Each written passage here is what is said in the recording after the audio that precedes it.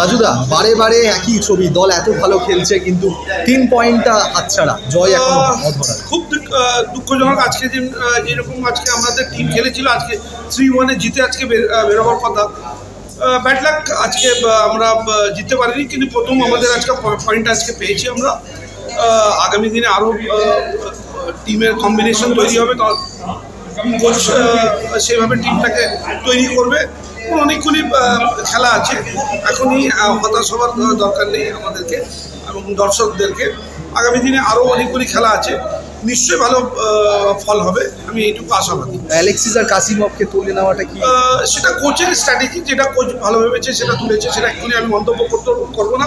সেটা ডিপেন্ড করছে কোচের উপরে।